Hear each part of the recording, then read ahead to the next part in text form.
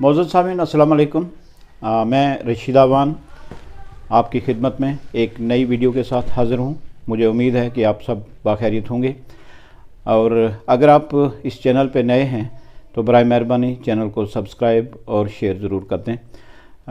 आज मेरे साथ मेहमान हैं फ़ज़ीलतुल शेख डॉक्टर महमूद अहमद अल दखनवी साहब।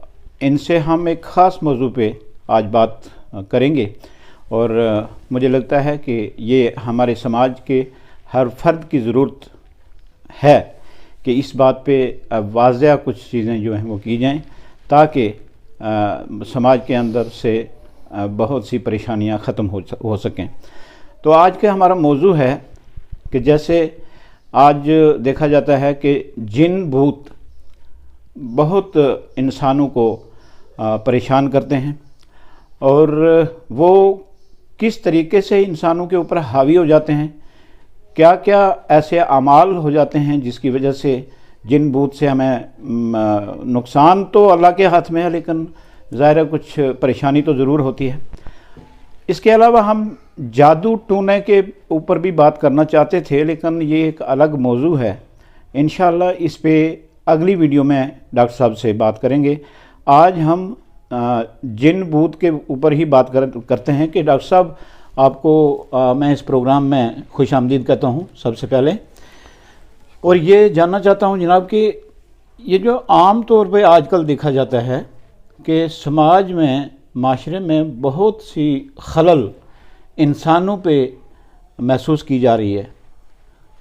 कोई जादू से परेशान है, कोई जिन्नात से परेशान है, कोई नज़र से परेशान है। तो हम पहले जिन्नात के ऊपर आते हैं कि ये जिन्नात है तो ये अल्लाह की मखलूक, जैसे इंसान अल्लाह की मखलूक है, इनका इंसान को अपना काम है, इनको भी अल्लाह ताला ने अपना काम दिया हुआ है और वो अपना काम करते भी होंगे। लेकिन बीच में जो इंसानों के साथ एक तसादम की सूरत हाल बन जाती है, इसकी वजह क्या रहती है?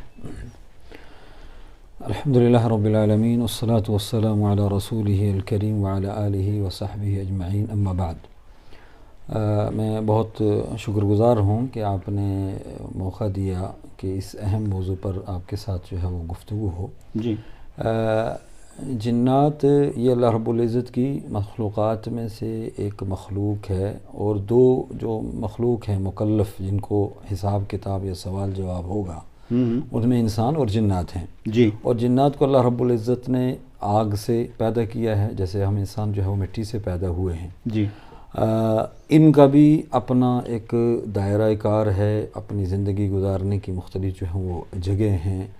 और उस एतबार से मैं अगर आपके सवाल का मुख्तसर जो है वो जवाब दूं कि इसमें दो असबाब होते हैं जिन्नात की तरफ से इंसानों को जो परेशानी का सबब होता है। उसमें एक सबब जो है वो ख़ुद जिन्नात हैं, जिन्नात की वजह से ये शरारत होती है इंसानों के साथ। अच्छा। और दूसरा सबब इंसान भी हैं किसी हद तक, जो मेरा ख़ासकर इलाजी जो तजर्बे में जो मैंने चीज़ महसूस की। अच्छा। तो उसमें एक पहलू वो भी है। अच्छा। और इसमें हमारी, और ये जो पहलू है जो इंसानी नाते से है, वो हमारा इस्लामी जो तालीमात हैं इस पहलू की, उससे नवाकफियत की वजह से जो है वो चीज़ें होती हैं। दीनी लाइल्मी। जी, दीनी लाइल्मी के एतबार से। अच्छा। जी हाँ। तो जो पहला मामला है, यानी जो जिन्नात की तरफ से जो शरारत या जो पहलू होते हैं, वो जिस तरीके से इंसानी, मतलब चूँकि ये वो मखलूक है जो हमें देखती है। अच्छा। लेकिन हम इसको नहीं देख सकते। जैसे, और इसका जिक्र अल्लाह ताला ने कुरान करीम में सूरह अल आराफ में जो है वो किया है। जी। तो अब जब वो देखते हैं तो इंसानी नाते से, मतलब उनके भी जैसे जो जज्बात, एहसासात जो इंसानों के नाते से तकरीबन उसी तरह ही जैसे इंसान के इंसान से होते हैं जी, कभी कभार वो। तो उसमें जो एक अहम सबब होता है वो है कि अगर इंसान की तरफ से इनको कहीं तकलीफ़ लाहिक हो जाए। अच्छा। क्योंकि हम तो देख नहीं रहे होते हैं, तो कहीं चलते फिरते घर के आसपास में या मुख्तलिफ जो हमारी जो एक्टिविटीज़ अपनी होती हैं, हाँ, उसमें कहीं हमने मसलन सफाई कर रहे थे, हमने जो है कोई चीज़ फेंकी, कचरा फेंका, ऐसी जगह पर पड़ गया जहाँ इनका डेरा हो जी, تو اور وہ انتقاماً پھر جو ہے وہ انسان پر سوار ہو جاتے ہیں اس سے بدلہ لینے کے لیے. یا اسی طریقے سے ہمارے سماج میں جو ایک خاص جیسے چشمے ہیں، پانی کی جگہ ہیں، اور خاص طور پہ یہاں میں نصیحت بھی کروں گا کہ ان چیزوں میں ہمیں زیادہ احتیاط بھی کرنا چاہیے. تو اب وہاں جا کر اگر ہم جو ہماری خواتین ہیں کپڑے دھلتی ہیں، اس میں ناپاک کپڑے بھی ہوتے ہیں، خود وہاں اگر غسل وغیرہ کرنے لگ جاتی ہیں، اپنی بے پردگی ہوتی ہے جی، تو یہ ہے. اور وہاں سے اگر ان کو تکلیف لاحق ہو جاتی ہے جی تو اس وجہ سے وہ انتقاماً گھس جاتے ہیں. ڈاکٹر صاحب ایک چیز جاننا چاہوں گا جی کہ انسان، جیسے آپ نے فرمایا انسان ان کو دیکھ نہیں سکتا ہے، تو انسان جو بھی کوئی عمل کرتا ہے جس سے ان کو تکلیف ہو وہ انجانے میں ہوتا ہے. جی جی تو کیا ان کو اتنی سوجھ بوجھ اللہ تعالیٰ کی طرف سے نہیں ہوتی ہے کہ چلو جی ایک انسان نے انجانے میں ایسا کر دیا تو اس کو یہ بہت سخت سزا دیتے ہیں؟ جی جی جی. جیسے ہم نے کئی عورتوں کو ایسے دیکھا ہے جی کہ اب ہم وہ بولتی ہیں بعد میں جب آپ جیسے کسی عالم کے سامنے پیش کیا جاتا ہے تو پھر بولتی ہیں نہیں جی اس کو میں کبھی نہیں معاف کروں گا، اس کو میں مار کے ہی چھوڑوں گا، اس نے میرے ساتھ یہ کیا ہے، زیادتی کی ہے، جی میں کھانا کھا رہا تھا اس نے اس میں گندگی ڈال دی یا کچھ. تو جان بوجھ کے اس نے گندگی نہیں ڈالی ہوتی ہے، اس کو پتہ بھی نہیں ہوتا ہے کہ میں کیا کر رہا ہوں یا کیا کر رہی ہوں. تو اس کا انتقام اتنا سخت یہ اللہ کی مخلوق انسان سے لینا شروع کر دیتی ہے. تو کیا یہ کامن سینس یا ایسا کچھ ان کے پاس نہیں ہوتا ہے؟ جہاں تک مطلب یہ ظاہر بات ہے میں یہ اپنے تجربے ہی کی بات آپ سے شیئر کر سکتا ہوں اس تعلق سے، چونکہ دوسرا سوال آپ کا آئے گا کہ انسانی ناطے سے جو غلطیاں ہوتی ہیں اس پہ میں دوسرے نقطے پہ آؤں گا. تو اس پہلو سے دراصل جو میں نے تجربے میں محسوس کیا ہے کہ ان کے ہاں جہالت بہت زیادہ ہوتی ہے جنات کے ہاں. اچھا. اور یہ پہلو ان کے مطلب ان کے وہ ذہنی تصور میں کہ بھائی ان کو پتہ تھا یا نہیں پتہ تھا وہ چیز ہوتی نہیں. اچھا. تو جس کی وجہ سے جب وہ اسی وجہ سے علاج کے معاملے میں بھی یہاں میں عموماً افہام و تفہیم والی پالیسی اپنانے کی کوشش کرتا ہوں، پہلے انہیں سمجھانے کی کوشش کرتا ہوں، بات چیت سے ہی معاملہ حل ہو جائے. اور الحمدللہ اس میں بہت حد تک اللہ کے فضل و کرم سے کامیابی ملتی ہے. اس میں بعض معالجین جو ہیں جو غیر شرعی طریقہ بھی اختیار کرتے ہیں علاج میں، اور لیکن ساتھ ہی ساتھ خواہ مخواہ کی بلا وجہ کی جو سختیاں شروع کر دیتے ہیں، اور جس سختی کا خمیازہ جو خود مریض کو بھی بھگتنا پڑ جاتا ہے، اس کا نقصان ہو جاتا ہے بہت بار. اور جبکہ وہ چیز سائیڈ ہو چکی ہوتی ہے. دو قسم کے نقصان ہم دیکھتے ہیں سماج میں. جی جی. ایک تو یہ اس قسم کی زبردستی کی جاتی ہے جنات کے ساتھ کہ وہ اور زیادہ اریٹیٹ ہوتے ہیں. جی جی جی. ہاں. اور دوسرا وہ انسان جو آلریڈی پریشان ہے اس کو کہا جاتا ہے نہیں جی آپ صرف کالے رنگ کا ہی ہنڈو لاؤ یا کالے رنگ کا مرغا لاؤ یا اتنے پیڑے مکھن کے سفید لاؤ تو تب یہ ہوگا. تو میں کہتا ہوں وہ انسان کے اوپر ایک اور ظلم اور جن کے اوپر بھی ایک ظلم. بالکل جی. جیسے بلکہ اس میں جو خاص کر کے یہ تو پہلو جس کی طرف آپ نے اشارہ کیا جو بکرے یا مرغے یا یہ تو مطلب شرعاً ایک تو ظلم ہے ہی ہے کہ وہ مالی لحاظ سے اور دینی اعتبار سے بھی، چونکہ وہ شیاطین یا وہ جو معالجین بعض جو ہیں وہ ان جنات کے نام پر یہ ذبح کرتے ہیں. اچھا. مطلب اللہ کی جو حلال مخلوق ہے وہ ان کو خوش کرنے کے لیے ان کو جو ہے وہ ذبح کیا جاتا ہے ان کے نام پر، اور وہ گوشت پھر پھینک بھی دیا جاتا ہے، کبھی استعمال بھی نہیں کیا جاتا. جی فلاں جگہ پھینک دینا، پانی میں پھینک دینا بتایا جاتا ہے، جبکہ شریعت میں اس کی شرعاً کوئی گنجائش دینی اعتبار سے نہیں ہے. اچھا. تو اس میں ہم اس کا علاج کریں، ان کے ساتھ جب گفتگو ہوگی ان کو سمجھائیں گے تو 80% تو الحمدللہ اس میں معاملہ جو ہے وہ کلیئر ہو جاتا ہے. اچھا ڈاکٹر صاحب ایک چیز جاننا چاہوں گا کہ جنات کچھ تو انسان کی غلطیوں کی وجہ سے اس کے ساتھ آ جاتے ہیں کیونکہ وہ انتقاماً. تو ایسا بھی دیکھنے میں آیا ہے کہ جنات کو جادو کے ذریعے کسی کے ساتھ لگایا جائے کہ اس کو تنگ کیا جائے تاکہ اس کی زندگی جو ہے وہ پریشانیوں میں گزرے، گھر میں حالات خراب ہوں، ایسے مقاصد کے لیے بھی جادو کے ذریعے کیا جاتا ہے. تو ان لوگوں کے بارے میں آپ کیا مشورہ دیں گے؟ صحیح. اس میں کوئی شک نہیں ہے کیونکہ یہ دوسرا موضوع ہے، دوسرا ٹاپک ہے جو جادو کا ہے. تو جادو برحق ہے جس کا ذکر اللہ رب العزت نے قرآن کریم میں کیا ہے. جی. وَاتَّبَعُوا مَا تَتْلُو الشَّيَاطِينُ عَلَىٰ مُلْكِ سُلَيْمَانَ وَمَا كَفَرَ سُلَيْمَانُ وَلَٰكِنَّ الشَّيَاطِينَ كَفَرُوا يُعَلِّمُونَ النَّاسَ السِّحْرَ. تو ایک تو جادو کفر ہے، یہ ہمیں علم میں ہونا چاہیے کہ جادو کا علم سیکھنے والا یا جادوئی اعتبار سے آگے پھر علاج معالجے کے معاملات کرنے والا وہ کفر سے بچ نہیں سکتا ہے. ٹھیک. اور اس میں چونکہ شیاطین سے مدد لینی پڑتی ہے، چاہے وہ شیاطین کافر شیاطین ہوں یا مسلمان جنات جاہل شیاطین ہوں، جاہل جنات ہوں جن سے جو ہے وہ مدد لی جاتی ہے اس معاملے میں. تو اور اس میں جہاں تک آپ نے مطلب نصیحت کے تعلق سے کہا کہ جادوئی والے معاملات میں عموماً قرابت دار رشتہ دار ملوث ہوتے ہیں. کہ اپنے گھر کا قریب کا کوئی اگر آگے بڑھ رہا ہے، ترقی کر رہا ہے علم کے میدان میں، صحت میں، تجارت میں، تو وہ چیز جب برداشت نہیں ہوتی کسی کو، کیونکہ جو لا تعلق آدمی ہے تو اس کو تو اس سے کوئی ہے ہی کیا مطلب ہے. ہاں وہ جتنا مرضی امیر ہو جائے، جتنا مرضی کھائے. لیکن جب وہ آپسی رشتہ داری میں تو اور ان پہلوؤں سے خواتین کا بڑا کردار ہے جادوئی معاملات میں کرنے کرانے میں. کیونکہ مرد جو ہے وہ تو باہر وہ مٹی سے پیدا ہوا، وہ اپنے حلال کی روزی کمائی کی کوشش میں ہوتا ہے. تو یہ ان جادوگروں کے پاس جا کر مختلف عملیات کروا کے جو ہے وہ لگاتے ہیں. تو چونکہ جادو کا ایک جو بڑا طبقہ جو عام طور پر جو جادو کا اثر ہے وہ جنات شیاطین ہی کے ذریعے ہوتا ہے. اچھا. تو جادوگر جو وہ عمل کرتا ہے تو اپنی طرف سے وہ شیطان کو بھیج دیتا ہے تاکہ انسانی جسم میں فلاں جگہ یا فلاں چیز جہاں بھی جو ٹارگٹ ہو اس کا، کبھی میاں بیوی کے درمیان میں دراڑ پیدا کرنے کے لیے، کبھی بیماری لگانے کے لیے، کبھی بچے کو ضائع کرنے کے لیے. اچھا. یہ انہی مختلف اور خطرناک اس کی اور یہ ایک بڑی زبردست بات جناب نے فرمائی ہے کہ اس میں مردوں سے زیادہ خواتین کا ہاتھ ہوتا ہے. یہ کافی غور طلب بات ہے. اور خواتین ہمارا پروگرام اگر دیکھ رہی ہیں تو اس پہ وہ خود ہر عورت اپنے طور پہ سوچے بالکل کہ یہ دینی طور پہ واضح چیز جو ہے یہ آپ نے بتائی ہے. بالکل. اور ساتھ ہی میں یہ بھی نصیحت کروں گا کہ دیکھیں جو ہم ایک دوسرے کے بارے میں اگر سوچتے ہیں کہ ایسا کر کے فلاں آگے نہیں بڑھ پائے گا، جو تقدیر میں جس کے ہاں لکھ رکھا ہے وہ ہو کر رہے گا. اور جو انسان یہ کوششیں کرتا ہے وہ خود کبھی بھی سکون اور چین سے نہیں رہتا ہے. کیوں؟ کیونکہ آپ دوسروں کے بارے میں اگر غلط سوچو گے تو آپ پر بھی وہی آئے گی. جیسے جناب میں نے سنا ہے کہ جادوگر کے لیے جنت میں داخلہ نہیں ہے. جی جی جی. تو اگر یہ بات واضح ہے کہ ایک جادوگر، جادو کرنے والا، کسی اپنے بھائی کو، کسی اپنے پڑوسی کو، رشتہ دار کو تنگ کرنے والا، اس کو پتہ ہے کہ مرنے کے بعد میں نے دوزخ میں جانا ہے، تو وہ اس دنیا کے تھوڑے سے آرام کے لیے، اور اس میں خود کا آرام نہیں ہے، دوسرے کو بے آرامی دینا ہے. بے آرامی دینا ہے نا. دیکھو کتنا ہلکا سا مقصد ہے کہ دوسرے کو پریشان کرنا ہے، خود اس میں ملنے والا کچھ نہیں ہے. تو اس کے عوض اپنے لیے جہنم جو ہے وہ خرید رہے ہیں. تو یہ بڑی حماقت کی بات ہے.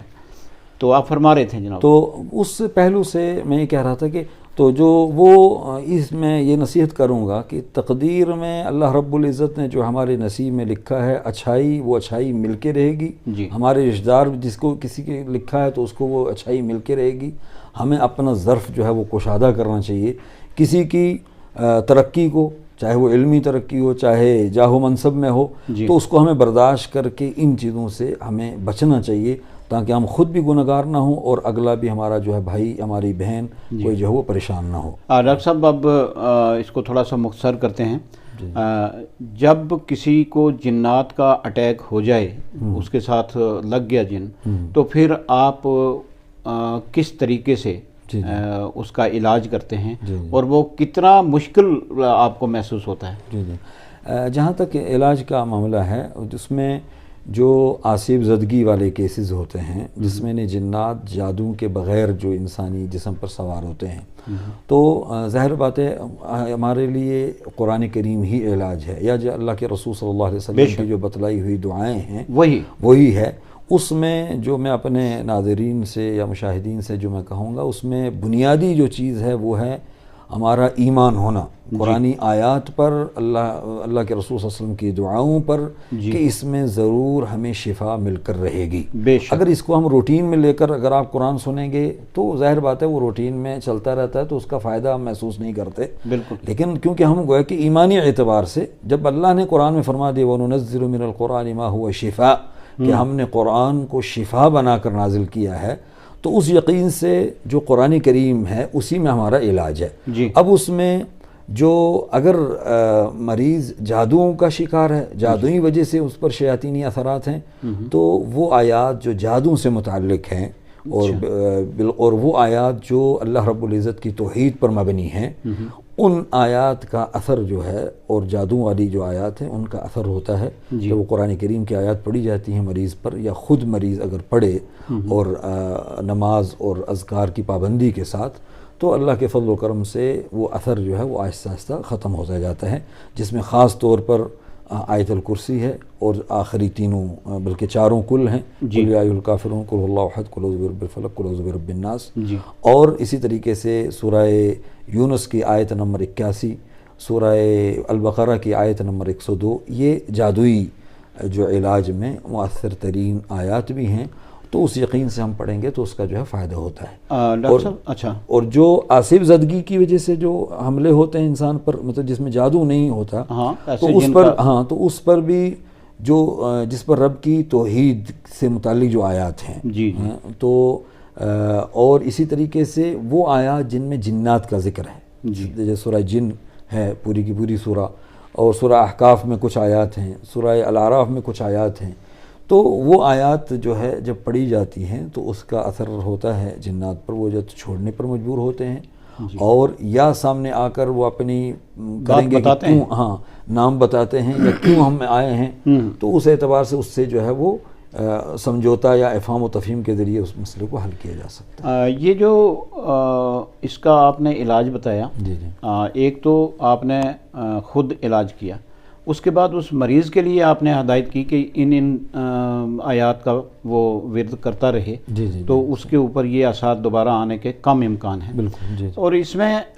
پانی وغیرہ دم کر کے آئندہ استعمال کے لیے دیا جاتا ہے۔ ہاں، اس میں مطلب جو مختلف جو چیزیں ہیں، کچھ چیزوں کا ذکر جو احادیث میں بھی ہمیں ملتا ہے، جیسے کلونجی ہے کہ اس میں اللہ کے رسول کی حدیث ہے کہ اس میں شفا ہے موت کے علاوہ ہر چیز کا، اسی طریقے سے شہد ہے، اس کی شفا کا ذکر قرآن میں آیا ہے، تو اور بیری کے پتے ہیں، وہ 7 پتے پانی میں ڈال کر اگر مطلب غسلائے جائیں تو اس کا بھی فائدہ ہوتا ہے۔ اچھا، تو کچھ یہ اشیاء پانی میں ڈال کے اس پانی سے غسل کروایا جائے، اور اگر معدے کی بیماری یا اس طرح کا تعلق ہو روحانی اعتبار سے تو وہ پینے میں بھی اس کا بھی فائدہ ہوتا ہے، بیری کے پتوں والا پانی، اچھا جو ہے اس کا فائدہ۔